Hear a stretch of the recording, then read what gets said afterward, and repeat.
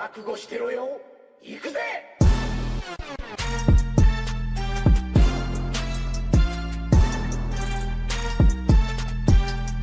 Hello guys, super power battle explain के एक और एपिसोड में आप सभी का स्वागत है। तो आज की इस एपिसोड में हम 5 ऐसे कैरेक्टर की बैटल को ब्रेक डाउन करने वाले हैं जिन्हें अपनी फिजिकल स्ट्रेंथ एंड डिस्ट्रक्शन के लिए जाना जाता है। तो सबसे पहले इन पांचों कैरेक्टर की पावर्स एंड एबिलिटीज को शॉर्टली एक्सप्लेन करेंगे। उसके बाद देखेंगे अगर ये पांचों एक दूसरे के खिलाफ लड़े तो कौन होगा ultimate winner. So without wasting any time, let's begin.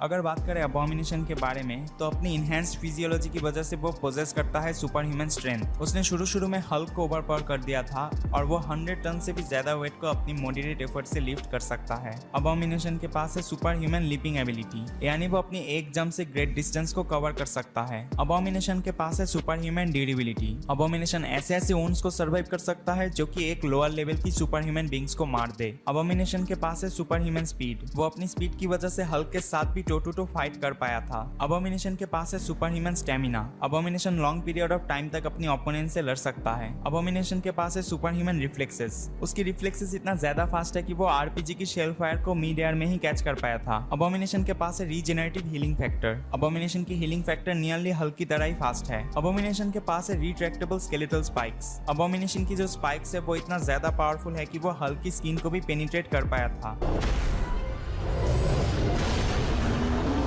अगर बात करें रेड हल्क की पावर्स एंड एबिलिटीज के बारे में तो रेड हल्क के पास है super human strength. Red Hulk की स्ट्रेंथ नोटिसेबली अबॉमिनेशन से भी ज्यादा है। इसके बाद रेड हल्क के पास है super human leaping ability. Red Hulk अपनी एक जंप से ग्रेट डिस्टेंस को कवर कर सकता है। रेड हल्क के पास है regenerative healing factor. Red Hulk की हीलिंग फैक्टर हल्क की तरह ही है लेकिन नोटिसेबली लेस पावरफुल। रेड हल्क के पास है super human stamina. Red Hulk की जो स्टेमिना है वो नाइट लिमिटलेस बताई गई है। रेड हल्क एक एवरेज ह्यूमन बीइंग से काफी ज्यादा फास्ट है। रेड हल्क के पास है गामा रेडिएशन एमिशन की ability. Red Hulk constantly give up करता है गामा रेडिएशन को। अगर रेड हल्क बहुत ज्यादा मार्जिन से अपनी गामा रेडिएशन को एमिट करे तो वो इमेंस लेवल पर एक्सप्लोड हो जाता है जो कि उसकी ओपोनेंट्स के लिए भी काफी ज्यादा डेंजरस है। इसके बाद रेड हल्क के पास है एनर्जी अब्जॉर्प्शन की एबिलिटी। वो एनर्जी को अब्जॉर्ब करके अपनी स्ट्रेंथ को भी इंक्रीज कर सकता है लेकिन एक लिमिट तक। इसके अलावा उसने एक बार सिल्वर सर्फर की कॉस्मिक एनर्जी को भी अब्जॉर्ब कर लिया था। रेड हल्क की कुछ नोटेबल वीकनेसेस भी है जैसे कि उसे sharp and blooded type object से हार्म किया जा सकता है। रेड हल्क अगर नेगेटिव जोन से एनर्जी को अब्सॉर्ब करे तो वो बहुत ज्यादा वीक पड़ जाता है। इसके अलावा वो वुल्नरेबल है माइंड अटैक से।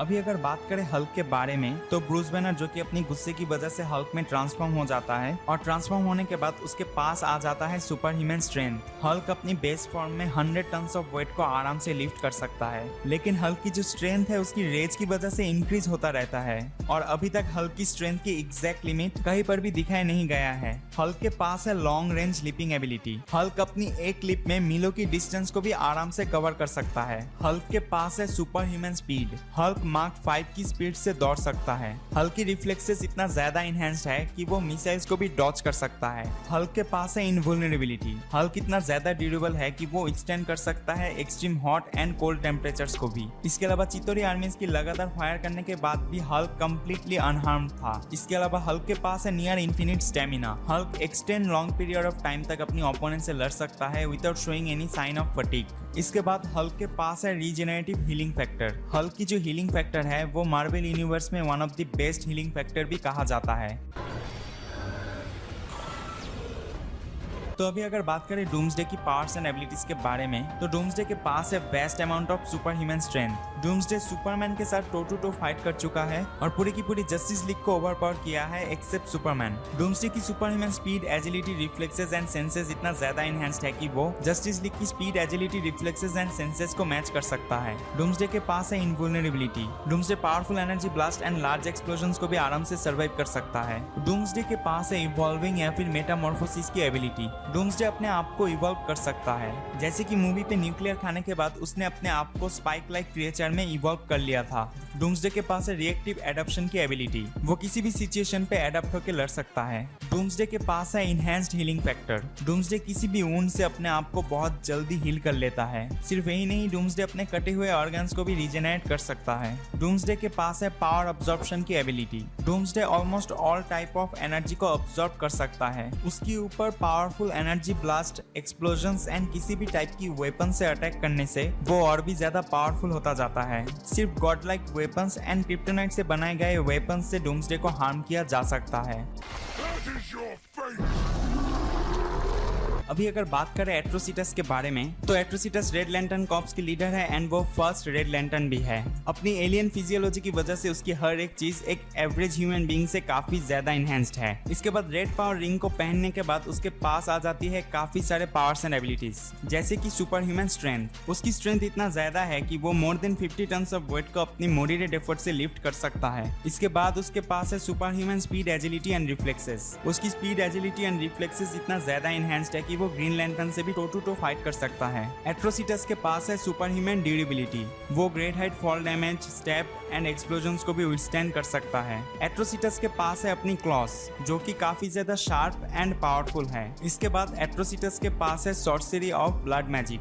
अपनी ब्लड मैजिक की थ्रू वो नेक्रोमेंसी पावर्स को भी एक्सेस कर सकता है। इसके अलावा अपनी ब्लड मैजिक से वो फ्यूचर पॉसिबिलिटीज को भी कैलकुलेट कर सकता है। इसके अलावा रेड पावर रिंग एट्रोसिटस को और भी कई सारे पावर्स एंड एबिलिटीज को प्रोवाइड करता है। एट्रोसिटस के पास है रेज प्लाज्मा, इसे आप वॉमिट प्लाज्मा भी कह सकते हो। इस वॉमिट में एसिड मिक्स्ड होता है, जो कि एक ऑर्डिनरी ह्यूमन बीइंग या फिर एक लोअर लेवल की ह्यूमन बीइंग को भी जला सकता है। इसके अलावा वो अपनी रिंग से एनर्जी प्रोजेक्शन कर सकता है, एनर्जी कॉन्स्ट्रक्ट बना सकता है, जैसे कि ग्रीन लैंटर्न्स कोई भी आइटम्स या फिर ऑब्जेक्ट्स बनाते हैं। इसके अलावा एट्रोसिटस अपनी रिंग से फोर्स फील्ड को भी जनरेट कर सकता है। ये रिंग एट्रोसिटस को इनक्रेडिबल स्पीड से उड़ने की भी एबिलिटी को प्रोवाइड करता है। वो अपनी रिंग से किसी की माइंड भी पढ़ सकता है। इसके अलावा वो अपनी रिंग से रेज को ऑब्जर्व कर सकता है और रेज को ऑब्जर्व करके वो अपने आप को और भी ज्यादा पावरफुल बना सकता है। रेड लैंटर्न रिंग में वो सारे पावर्स है जो कि ग्रीन लैंटर्न रिंग में होता है, लेकिन green lantern power ring and red lantern power ring में कुछ डिफरेंसेस है। जैसे कि ग्रीन लैंटर्न रिंग को पावर मिलता है अपनी यूजर की विल पावर से, लेकिन रेड लैंटर्न रिंग को पावर मिलता है अपनी यूजर की रेज यानी गुस्से से।